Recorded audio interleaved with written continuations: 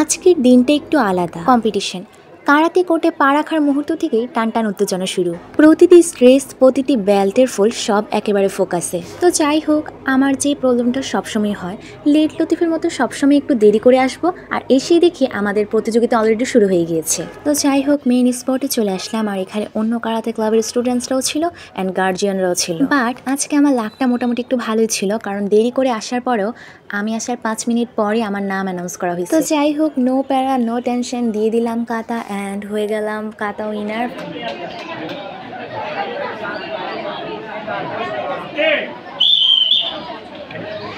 তো এই তো কাতায় চ্যাম্পিয়ন হয়ে গেলাম। এখন বাকিদের জন্য ওয়েট করছি তাদের খেলা কখন শেষ হবে।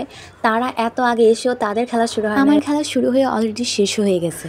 তো আমার খেলা যেহেতু শেষ, তো বাকিদেরগুলো এখনও চলতেছে, তো ভাবলাম বাইরে আসি। বাট বাইরের স্টিল নাও এত রোদ ছিল, অবস্থা পুরাই খারাপ গরমে। জাস্ট আকাশটা দেখো, পুরা রোদটা যেন মনে হয় আমার উপরই পড়তেছে।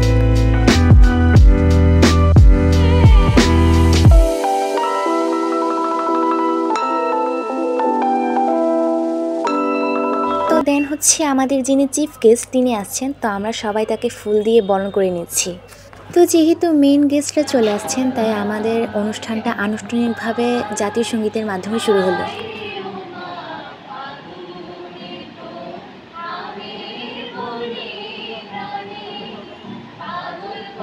তো এখানে যিনি আমাদের প্রধান গেস্ট ছিল, তিনি হচ্ছে একটা কাজে দ্রুত চলে যাবে, তাই যাদের প্রতিযোগিতা শেষ হয়ে গিয়েছে তাদের সবাইকে এক এক করে মেডেল দিয়ে দেওয়া হচ্ছে। তো এই তো ফাইনালি আমার মোমেন্টটাও চলে আসলো, আমি কাতাতে চ্যাম্পিয়ন হয়েছি, অর্থাৎ গোল্ড মেডেল পেয়েছি।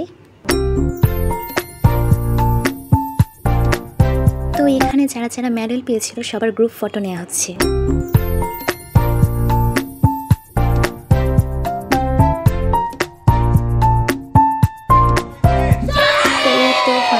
Medal and certificate done, I am so happy today. So এখন একটু গোল্ড মেডেলটা নিয়ে শো অফ করতেছি, সো ডোন্ট মাইন্ড।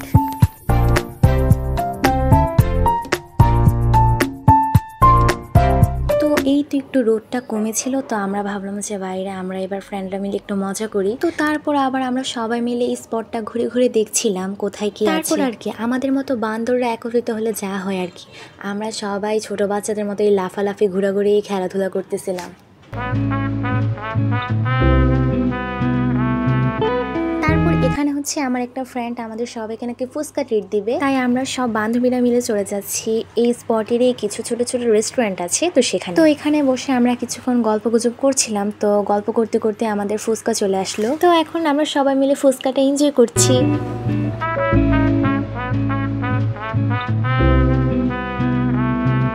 তারপরে এই তো ফুচকা খাওয়ার পর আবার আমরা কম্পিটিশনের প্লেসে চলে গিয়েছি। যেহেতু এত গরম, তাই আর ভিডিও করতে ইচ্ছে করছিল না। তো তারপরে আমাদের আবার সবার দুপুরের লাঞ্চের টাইম হয়ে গিয়েছে, তো সবাই আবার সেই জায়গায় চলে যাচ্ছিলাম।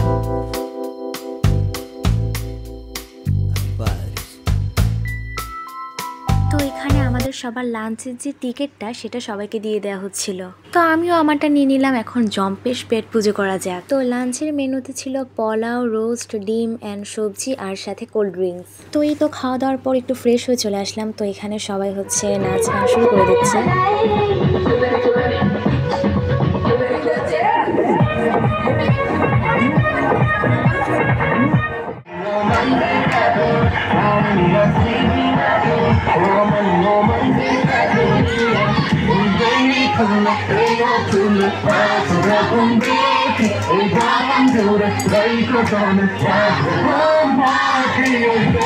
তো এইভাবে আমরা কিছুক্ষণ ফান টান করলাম। তারপর যেহেতু সন্ধ্যা হয়ে আসছে, আমাদের যাওয়ার সময় হয়ে গেছে, যেহেতু আমার প্রাইভেটও ছিল।